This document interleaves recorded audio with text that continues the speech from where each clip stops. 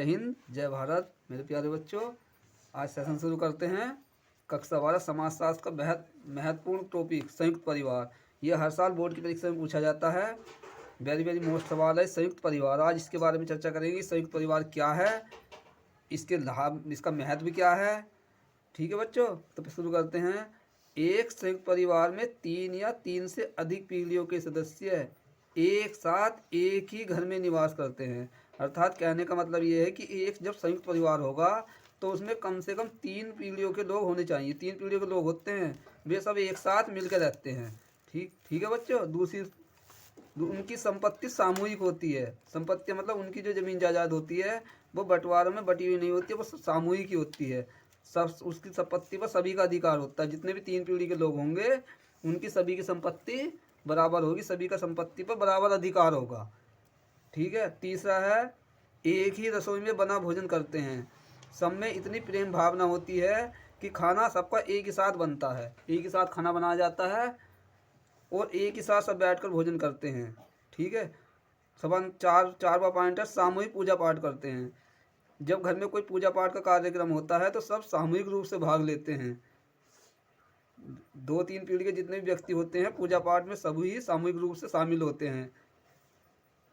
इसमें संयुक्त परिवार में दादा दादी, माता पिता, चाचा चाची, चचेरे भाई बहन जितने भी हों, उनके बच्चे, उनकी बहन, अगर कोई विधवा महिला है वह भी उसमें शामिल होती हैं, वह उनकी बेटियां भी होती हैं। ये संयुक्त परिवार का सामूहिक रूप होता है। इन सबको मिलाकर संयुक्त परिवार बनता है और इनमें सब में आपस में प्रेम भावना पाई जाती है। छठा, यह प्रचलन गांव में अधिक होता है। शहर में तो एकाकी परिवार पाए जाते हैं, लेकिन गांव में अभी भी यह प्रचलन अधिक है।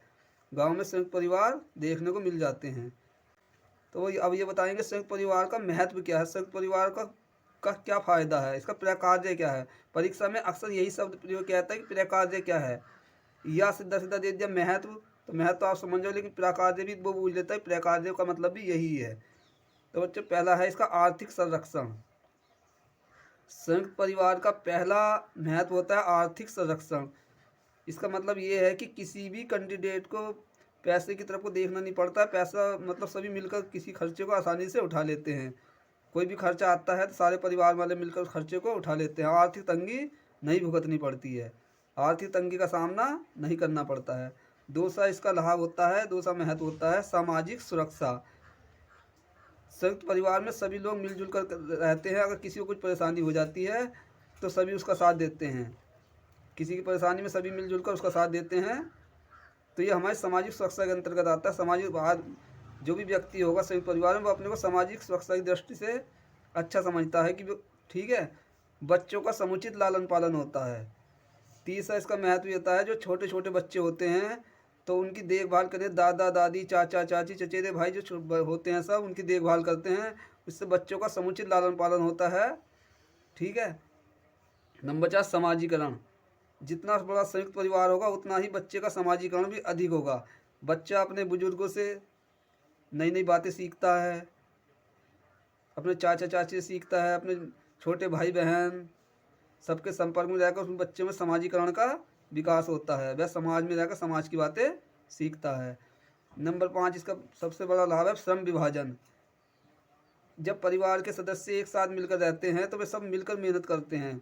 किसी भी काम को मिलकर करते हैं तो उनमें श्रम विभाजन हो जाता है। बस श्रम उनका बंटवारा हो जाता है। उनका श्रम कामयाब हो जाता है। एक तरह से ये कहना मतलब यह है कि उनका श्रम, वो ये काम करेगा, कोई किसी काम करता है, कोई कुछ काम करता है, तो उनका श्रम बेकार नहीं जाता है। ठीक है। नंबर 6, आपत्तियों का बीमा। संयुक्त परिवार को आपत्तियों का बीमा भी कहा गया है, क्योंकि अगर कोई परेशानी आती है तो सभी परिवार वाले उस आपत्ति को मिलकर उसका सामना कर लेते हैं। इसलिए इसे आपत्तियों का बीमा भी कहा जाता है। एकाकी परिवार में ऐसा नहीं होता है। ठीक है। 7वां है अनुशासन व नियंत्रण। संयुक्त परिवार में जब सब मिलकर रहते हैं तो एक दूसरे से अनुशासन में रहते हैं। सब मिलकर रहते हैं, एक दूसरे की बात मानते हैं। इसलिए परिवार में अनुशासन रहता है, वह परिवार पर नियंत्रण बना रहता है।